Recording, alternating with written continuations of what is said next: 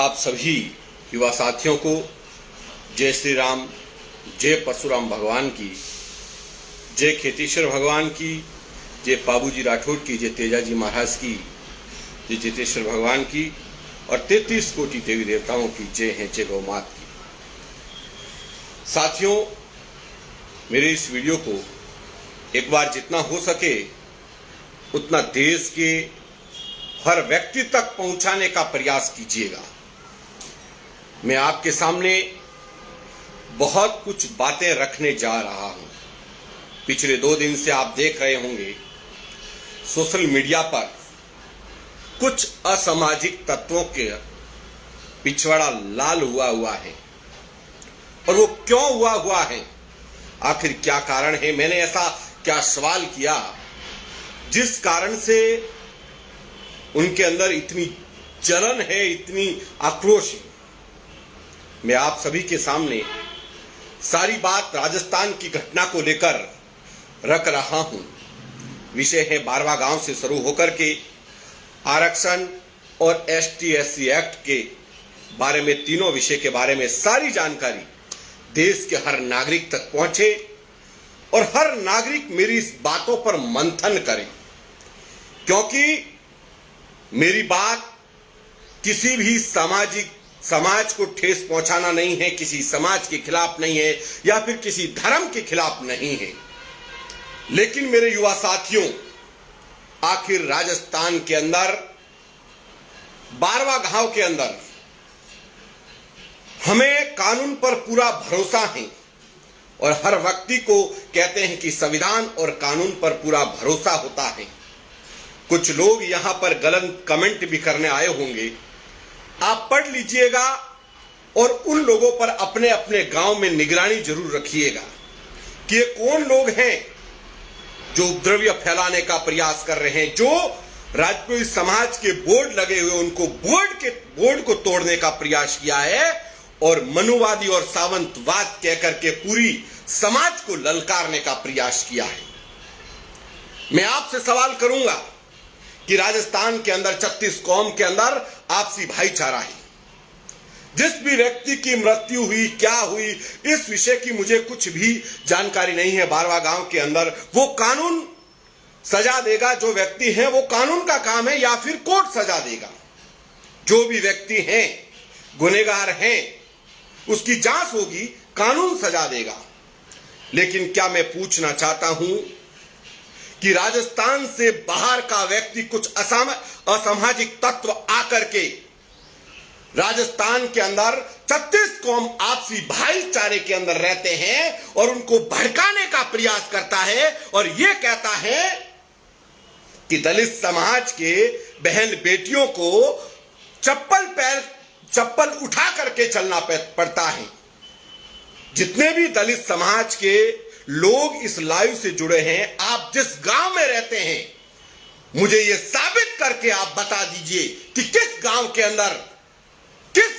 अंदर आपको जूते या चप्पल उतरवा करके पैदल चलाया गया है, किस गांव के अंदर। लेकिन कुछ लोग अपनी राजनीति करने के लिए राजस्थान के अंदर आकर के, क्या राजस्थान के अंदर दलित समाज के नेता नहीं है? क्या राजस्थान के अंदर दलित समाज के नेता नहीं है? क्या राजस्थान के गांवों के अंदर आपसी भाईचारा नहीं है? किस व्यक्ति का शोषण हो रहा है ये बताइए। जो उत्तर प्रदेश के अंदर जिन लोगों की जमानत जब्त हो गई, आए दिन ब्राह्मणवाद, मनुवाद, सुवर्णवाद, इनके खिलाफ भड़काऊ बयान देने वाले लोग, ऐसे असामाजिक तत्व राजस्थान की धरती पर आकर के क्या आपका भला कर सकते हैं? क्या किसी व्यक्ति को रोजगार देने की बात कही है? आज भी गांवों के अंदर दलित समाज के लोगों को कहीं रोजगार दिए हुए, आपसी भाईचारे हैं, आपसी प्रेम भाव से रह रहे हैं। और ऐसे असामाजिक तत्व के साथ जो लोग खड़े हुए हैं और खड़े होते हैं, उन व्यक्ति का हर गांव वालों को उन व्यक्तियों पर नजर रखने की आवश्यकता है। उसके बाद ये लोग कहते हैं कि आपको जूते और चप्पल उठवा करके चलाया जाता है, शोषण किया जाता है। आप कौन से शोषण की बात कर रहे हैं, कौन से समय की बात कर रहे हैं? आज की सदी में हर व्यक्ति को अभिव्यक्ता की आजादी और चैन से आराम से जी रहा है और आराम से राजस्थान के अंदर प्रेम और सद्भावना से 36 कौम के लोग रह रहे हैं। ऐसे कुछ असामाजिक तत्व अपनी राजनीति की रोटियां सेकने के लिए राजस्थान के अंदर आकर के आपसी भाईचारे को खत्म करने का प्रयास कर रहे हैं, जिसका परिणाम हर व्यक्ति को भुगतना पड़ेगा, जिसका परिणाम हर व्यक्ति के लिए घातक है। प्रशासन को खुलेआम चुनौती दे रहे हैं, मुख्यमंत्री को खुलेआम चुनौती दे रहे हैं। ये होते कौन है? क्या राजस्थान के अंदर दलित समाज के नेता नहीं है? मैं कहता हूं आइए, आपको दुख बांटना है, भाईचारे के अंदर रहिए, लेकिन आप आकर के राजनीति की बात करते हैं और आरोप लगाते हैं, कहते हैं मनुवाद और सामंतवाद और भाईचारे को खत्म करके ऐसे लोग राजनीति समकाने के लिए राजस्थान के अंदर आकर के राजस्थान के युवाओं का भविष्य खराब करने का प्रयास कर रहे हैं। और ऐसे लोगों की बातों में आपको अगर आकर के कोई युवा उग्र, मैं देख रहा हूं 2 दिन से कम मैसेंजर के अंदर 1000 से ज्यादा लोग, सभ्य समाज का व्यक्ति कभी भी गाली शब्द नहीं बोलता, सभ्य समाज का व्यक्ति अच्छे शब्दों का प्रयोग करता है, सभ्य समाज का व्यक्ति कभी मां बहन की गालियां नहीं बोलता। बड़ी शर्म का विषय है। किस मानसिकता का परिचय दे रहे हैं आप लोग? किस मानसिकता का परिचय दे रहे हैं? क्या सोच रहे हैं कि आप गालियां देंगे तो मैं चुप हो जाऊंगा? मैं आपको कहना चाहूंगा, ऐसे असामाजिक तत्व जा रहे थे तो हमें प्रशासन और 12वां गांव के लोगों ने पाबंद किया था, प्रशासन और 12वां गांव के लोगों ने पाबंद किया था। और हम एक सभ्य समाज से बिलोंग करने वाले लोग शांति व्यवस्था को बनाए रखने के लिए खामोश थे। अगर फेसबुक पेज से अगर हमने वीडियो डिलीट किया है तो हम सभ्य समाज के लोग प्रशासन की मान और मर्यादाओं का आदर करते हुए हमने उनकी बातों को स्वीकार करते हुए अगर वीडियो डिलीट किए हैं। अगर कोई ये समझ रहा है कि ये डर गए हैं तो यह आपकी गलत फहमी है। डर तो उसी दिन मालूम पड़ गया था जब 4 से 5 जिलों की पुलिस जोधपुर से लगा करके 12वां तक लग चुकी थी। डर तो उसी दिन मालूम पड़ गया था। और किस डर की बात कर रहे हैं? मैं कहना चाहूंगा समस्त जितने भी गांवों के अंदर लोग रह रहे हैं उनसे कि ऐसे लोगों के साथ जो लोग खड़े हुए हैं, ऐसे लोगों के साथ जो लोग खड़े हुए हैं, जो झूठे मुकदमों में फंसाने का प्रयास करते हैं, क्या इस देश के अंदर हर हिंदू को समानता का अधिकार नहीं है? मैं पूछना चाहता हूं, किस संविधान की बात कर रहे हैं? जब जिस समय संविधान बाबा साहब अम्बेडकर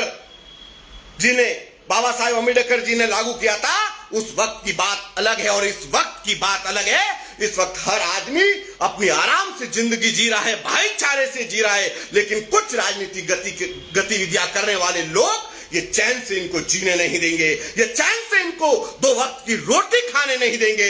ये लोग यहां पर आकर के भड़काऊ भाषण देना और केवल उनका विषय राजनीतिक है, बाकी कुछ भी नहीं है। क्या किसी दलित को रोजगार दिया है? क्या रोजगार देने की बात कही है? मैं पूछना चाहता हूं समस्त दलित समाज से भी। यहां पर कई दलित बहन बेटियों के साथ कई बार अत्याचार हुआ है।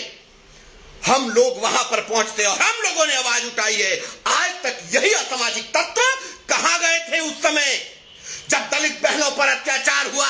मैं बताना चाहता हूं कहां गए थे। सवाल है उन लोगों से जो उनके पिट्ठू बड़े हुए हैं, जो उनकी दलाली कर रहे हैं। मैं उनसे सवाल करना चाहता हूं कि उस वक्त कहां गए थे जब हम लोग दलित समाज को न्याय दिलाने के लिए, बहन बेटियों को न्याय दिलाने के लिए केवल हिंदुत्व का झंडा उठा करके, भगवे का झंडा उठाकर खड़े थे? तब यह असामाजिक तत्व कहां गए थे? खामोश क्यों थे?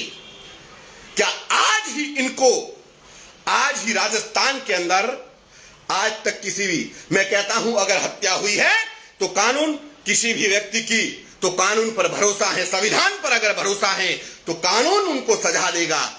आप पूरे समाज को ललकारने वाले कौन होते हो? क्या आप समझते हैं आपको बोलने की तमीज नहीं है? कहते हैं कि खूबसूरत समाज से बिलोंग करने वाला व्यक्ति अच्छी भाषा का प्रयोग करता है और कुछ असामाजिक तत्व ऐसे होते हैं जो अपने समाज का परिचय देते हुए गाली गलौज शब्दों का प्रयोग करते हैं। उसी आपके शब्दों से पता चल जाता है कि आप लोग कौन हैं। आरक्षण के विषय पर मैं बात करूंगा। प्रशासन ने कि आरक्षण आज अगर दिया जाए, हम राजस्थान सरकार से और केंद्र सरकार से भी मांग करते हैं कि आरक्षण रूपी बीमारी को जड़ से खत्म करना होगा। आरक्षण रूपी बीमारी 50% लेने वाला व्यक्ति टीचर बन जाता है और 90% अंक लाने वाला व्यक्ति घर पर बैठ जाता है। क्या 50% नंबर लाने वाला व्यक्ति किसी बच्चे का भविष्य, देश का भविष्य सुधार सकता है? अगर आरक्षण मिलना चाहिए तो आर्थिक स्थिति के आधार पर मिलना चाहिए। क्या गरीबी कोई जाति देखकर आती है? क्या राजपूत समाज में कोई गरीब पैदा नहीं होता है, या राजपूत समाज में कोई गरीब पैदा नहीं होता, या जाट समाज में कोई गरीब पैदा नहीं होता है, या पटेल समाज में कोई गरीब पैदा नहीं होता है? तो किस आधार पर आरक्षण देकर के गरीबों के हक का आप छीन रहे हैं? मेरा सवाल है इन सरकारों से, और मेरे देश के हर युवा को जागने की आवश्यकता है और इस आवाज को बुलंद करके आपको भी आगे आने की आवश्यकता है और आरक्षण रूपी बीमारी और SC/ST एक्ट के तहत आवाज उठाने की आवश्यकता है। निर्दोष लोगों को SC/ST एक्ट के तहत जेल में फंसा दिया जाता है, न ही कोई जांच होती है और सीधा जेल में डाल दिया जाता है। ऐसा क्यों है? क्या दूसरे व्यक्ति को जीने का अधिकार नहीं है? क्या इस देश के अंदर कानून केवल कुछ समाजों के लिए ही लागू है? क्या इस देश में समानता का कानून नहीं बन सकता? मेरा सवाल है मेरे देशवासियों, और इसी आवाज को लेकर के अगर जयपुर विधानसभा का घेराव करना पड़े या फिर दिल्ली संसद भवन का घेराव करना पड़े तो एक तारीख फिक्स करके हम घेराव करेंगे और आवाज उठाएंगे कि SC/ST एक्ट को खत्म किया जाए। जिसके साथ अन्याय अत्याचार होता है मुकदमा लागू कीजिए, लेकिन सभी को समानता का अधिकार होना चाहिए। झूठे मुकदमे बर्दाश्त करके आप जेल में डालोगे, डराओगे, धमकाओगे और फिर कहते हो कि शोषण हो रहा है। शोषण तो मुझे यह लग रहा है कि जिन लोगों पर SC/ST के झूठे मुकदमे हो रहे हैं, शोषण तो उन लोगों का हो रहा है जो लोग गरीब होने के बाद भी आरक्षण से वंचित है। शोषण तो उन लोगों का हो रहा है जो लोग गरीब होने के बाद भी आरक्षण से वंचित है। शोषण तो उन लोगों का हो रहा है, बल्कि शोषण उन लोगों का नहीं हो रहा है जो समाज के आधार पर बांटने का प्रयास करे। मैं किसी राजनीतिक पार्टी का दलाल नहीं हूं, क्योंकि राजनीति करने के लिए जो कुछ असामाजिक तत्व आए थे और भड़का कर चले गए, मैं पूछना चाहता हूं राजस्थान के पुलिस प्रशासन से, आपने हाथों हाथ उस व्यक्ति को परमिशन दे दी कि आ सकता है, लेटर जारी करना पड़ा, इतना बड़ा पुलिस फोर्स लगाना पड़ा। क्या आखिर वो व्यक्ति राजस्थान के अंदर जनहित के लिए क्या करके गया? बताइएगा, जनहित के लिए क्या करके गया? आदिवासी जो दलित समाज को क्या देकर गया? केवल युवाओं को आपस में लड़वाना और जहर घोलने के सिवा उस व्यक्ति ने कुछ नहीं किया। और ऐसे व्यक्तियों पर कानून शिकंजा नहीं कसेगा, कानून शिकंजा हमारे जैसे लोगों पर कसता है कि आप भड़काऊ बात करते हो। मैं सवाल करता हूं पूरे दलित समाज से कि राजस्थान के अंदर कहीं सैकड़ों घटनाएं दलित समाज के अंदर हुई और यह सुरेश नौरवा पहुंचा है, लेकिन मुझे ठेस इस बात की पहुंची कि बाहर का व्यक्ति आकर के राजस्थान के अंदर समाजों को लड़वाने का प्रयास कर रहा है। यहां तक भी पुरोहित समाज का नाम लेकर बोल रहा है कि जूते चप्पल उठाकर दलित समाज के लोगों का शोषण किया जाता है। 12 महीने में ठीक कर दूंगा। मैं आपसे सवाल करना चाहता हूं, जिस गांव में आप रहते हैं और उस गांव के वासियों, दलित समाज से लोगों के सवाल कीजिएगा कि बताइए किस दिन आपको जूते और चप्पल उठा करके हमारे घर के आगे से निकलना पड़ा? बताइए किस व्यक्ति को नंगा पैर घर के आगे निकलना पड़ा। ऐसा राजस्थान के अंदर शायद कोई गांव नहीं होगा जिसमें दलित समाज के किसी व्यक्ति का शोषण हो रहा हो। आपसी प्रेम भाईचारे से रहने वाले लोगों के अंदर ऐसे भड़काने वाले लोग की बातों में आने वाले युवा पीढ़ी से कहना चाहूंगा कि आप अपनी भाषा शैली का प्रयोग कीजिए। अगर खूबसूरत समाज से आने वाला व्यक्ति कभी भी अभद्र भाषा का प्रयोग नहीं करता। अभद्र भाषा का प्रयोग केवल कायर लोग करते हैं और कायरों की श्रेणी में आते हैं, क्योंकि और आरक्षण तो खत्म होकर रहेगा, क्योंकि ये लड़ाई हर हिंदू को जीने का अधिकार है, हर हिंदू को समानता का अधिकार है। और SC ST एक्ट किस बात का एक्ट, मुझे बताइए किस बात का एक्ट, जब इंसान सभी हैं, मनुष्य सभी हैं, केवल जातियों में बटे हुए हैं और उसके बावजूद भी एक व्यक्ति के खिलाफ SC ST एक्ट का झूठा मुकदमा करके उसको साजिश के तहत फंसाकर जेल भेज दिया जाता है। और दूसरा, कमेंट करते वक्त भी सोचता है, क्योंकि आप अगर इतने लोग जो गलत कमेंट कर रहे हैं वो आप अपने संविधान का और कानून का और SC ST एक्ट का दुरुपयोग कर रहे हैं, ये आपको बता देता हूं। और आपके खिलाफ अगर कोई भी एक टिप्पणी कर दे तो आप तुरंत प्रभाव से थाने पहुंच जाते हैं। बड़े शर्म का विषय है कि इस देश में रहने वाले हर व्यक्ति को समानता का अधिकार नहीं है। मेरे देश के हर व्यक्तियों को जागने की आवश्यकता है। इससे आगे कुछ नहीं कहूंगा साथियों। और एक बहुत बड़े ऐलान करने के बाद SC ST एक्ट को खत्म करके और आरक्षण रूपी बीमारी को खत्म करने का बिगुल हर घर से फूंकना होगा, अन्यथा मैं आपसे कहना चाहूंगा आने वाला समय बड़ा भारी हो जाएगा, आने वाला समय बड़ा भारी हो जाएगा। और ऐसे राजनीतिक पार्टी के दलाल जिनकी यूपी के अंदर जमानत जब्त हो जाती है, वो यहाँ आकर के भौंकते हैं, हमें चुनौती देते हैं। अरे चुनौती देने वाले तुम कौन होते हो? या 4 से 5 10 जिलों की पुलिस लगा करके तुम उस भीड़ में जाते हो और तुम कहते हो हम ये कर देंगे वो कर देंगे और भोली भाली जनता को गुमराह कर रहे हो। इस तरह की ये राजस्थान कभी भी बर्दाश्त नहीं करेगा, क्योंकि दलित समाज के नेता राजस्थान के अंदर स्वयं बैठे हैं। 12वां गांव स्वयं सक्षम है जो इस आपसी से तालमेल को निपटाया जा सकता है। और कानून की लड़ाई है तो लड़ा जा सकता है, कानून जिसको सजा देगा।